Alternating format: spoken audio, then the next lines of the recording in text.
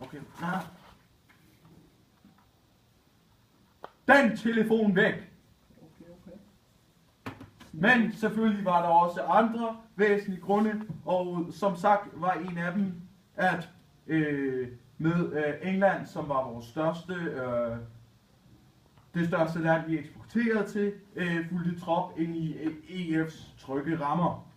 Derfor fulgte vi også trang på grund af, at halvdelen af vores eksport bestod af landbrugsvarer, hvilket primært gik til England, var vores største modtager. Ja. Du siger bare, at jeg er fucking glad, Jonas. Det kan jeg ikke forstå. Så er der ikke nogen, der suger? Eller sådan noget? Selvfølgelig er der nogen, der suger, specielt i Danmark. Der er nogen, der følte, det ville gå ud over. Det er dem, vi kalder nogle EU-skeptikere. Så har de også lært et nyt begreb i dag. Og det er selvfølgelig EU-skeptikere, fordi at de følte, at Danmark ville miste sin nationale suverænitet. Til det er der kun at sige, at modbeviset har vist sig ikke at være det.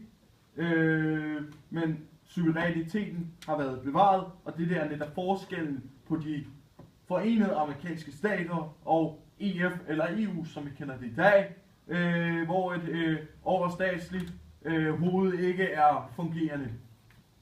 Okay. Simbo, jeg sad her den anden dag, så i fjernsyn, ikke også? Gør jeg nogle gange for at chill lidt.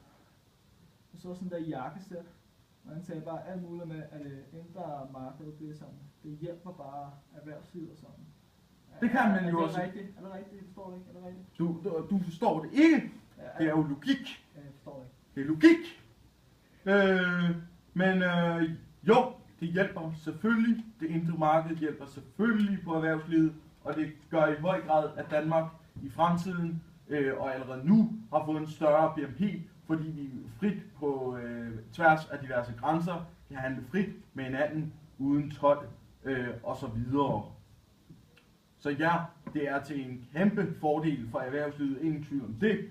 Men der må man bare sige til erhvervsskeptikerne, det er godt for os alle.